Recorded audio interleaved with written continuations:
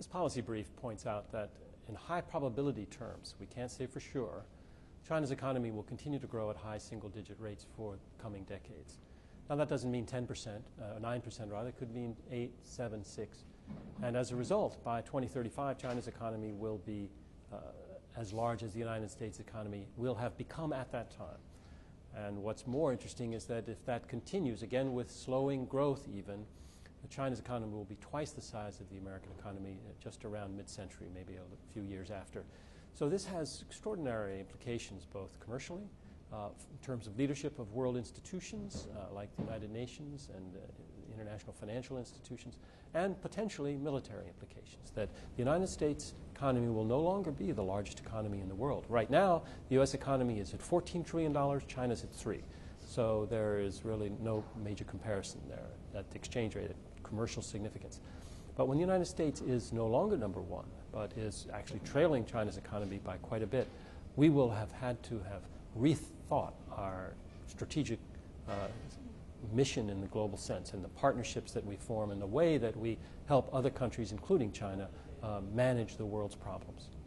I think policymakers, and many of them in Washington, already appreciate the fact that China is really a success, that its system is evolving, and that the most important thing we can do is to engage it and to try to help be a part of what it is becoming. This perhaps is weaker on the military side. Our military-to-military relationships are not as well developed as they might be, and this is a worry because it means we're not as comfortable with who they are, what their strategic intent might be, the kinds of personalities that we're working with there. But this means, most importantly, that the United States needs to step up and continually strengthen its engagement with China, particularly at the State Council level. That's China's cabinet.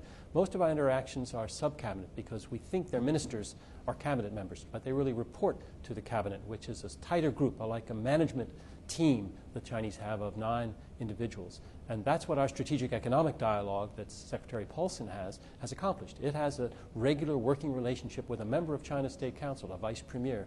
And we need to appreciate that that kind of engagement and richer engagement at all levels will serve both countries extremely well. I would also say that it's interesting to think back 35 years ago.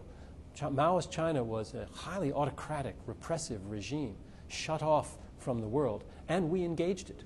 We engaged it very strongly, and we changed our whole posture towards it. And now, more than 3 decades later, we're seeing the evolution of a country in directions that are very promising and that hopefully can help us and other leading nations and responsible nations of the world govern the problems that we have as a globe. We might take that lesson about changes we've been able to see in China from engagement to other countries that we tend to shut out, to use sanctions on, to close up, because we also might see benefits to an engagement policy several decades hence, like the one we're seeing with China now.